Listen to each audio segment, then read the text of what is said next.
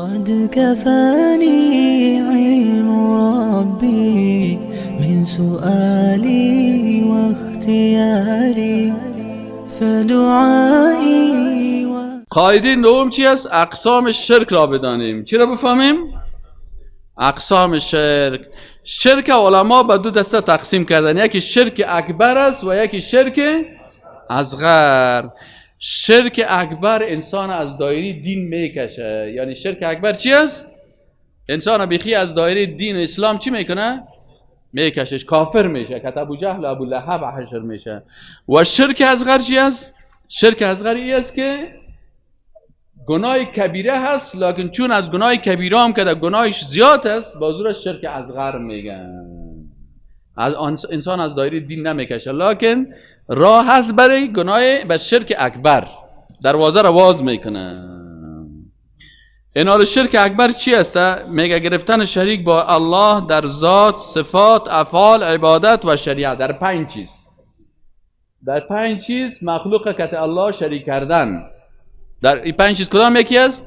اولش در ذات است، دومش صفات، سومش افعال، چهارمش در عبادت، پنجمش در شریعت. این باز هم تو میای ایسا در قواعد بعدی میای. خب این شرک ضد توحید است، چنانچه کفر ضد ایمان می باشه. این ضد توحید است، یعنی کسی که از یکی از این داشت، این باز موحد گفته نمیشه. شرک اصغر آن است که وسیله برای شرک اکبر می شود و یا وسیله برای واقع شدن به آن می گردد، و یا این که در آیات قرآنی و احادیث نبوی به آن شرک گفته شده ولی به اندازه شرک اکبر نرسیده باشه. بعضی چیزها هست که چی کرده؟ او را شرک گفته شده، اما او انسان از دایره دین نمیکشه، باز او را شرک چی میگن؟ شرک اصغر ورتوایی، شرک اصغر. قاعده 11 انواع شرک اکبر را بدانیم. به اساس آیات قرآن عظیم شان و احادیث رسول الله صلی الله علیه و سلم، شرک اکبر 5 قسم می باشد. کدام است؟ شرک در ذات، شرک در افعال، شرک در صفات، شرک در عبادت و شرک در پیروی از شریعت. صحیح شد نه انشاءالله؟ و السلام علیکم و رحمت الله و برکاته. قاعده 12 است که مفهوم ذات در لغت و اصطلاح بفهمیم. اصلا کلمه ذات که هست، خود کلمه ذات برای خالق متعال در قرآن و سنت استعمال نشده. حتی بعضی از علما کلمه ذات اجازه نمیتونه، میگه میره شما استفاده نکنین.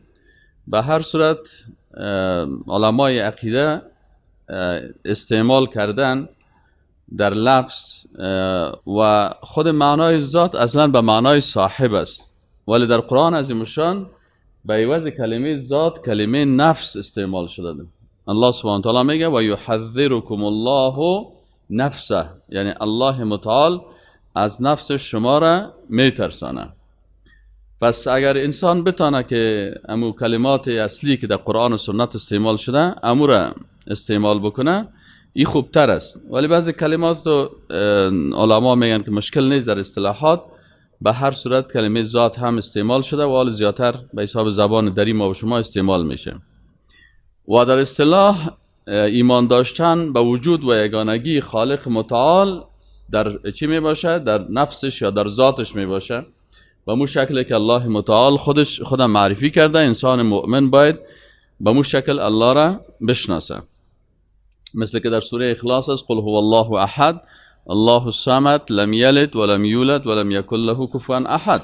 الله متعال خودم معرفی کرده که ذات یگانه هست و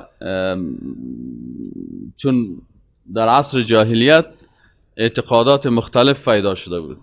مثلا مشکلی است که وقت تیر میشه، زمان تیر میشه، وقت از پیغمبر زیاد تیر میشه، مردم امو کتاب الله و سنت امو پیغمبر الله را فراموش میکنه. که فراموش کرد عقیده تغییر میکنه. اگرچه مثلا قریشی ها میگفتن که ما پیروان ابراهیم علیه السلام هستیم، لکن اونا در ذات خالق متعال میگفتن که ملائکه دخترای الله هستند. و یهودی ها میگفتن که ما چی هستیم؟ میگفتن که ما پیروای موسی علیه السلام هستیم. ولی کلشان در ذات خالق متعال مشکل داشتن که ما و شما در سای بعدی سرش میاییم. از مرگ خود بترس که تنها روی بگور، با منکر و نکیر جوابت دادنیست. چون حضرت رسول خدا در جهان نمان، چون حضرت رسول خدا در جهان نمان، کس را چی اعتبار که بنابود بودنیست. از گوش خیش مشنوی که آن فلان نمان، در گوش دیگران خبرت هم رسیدنی.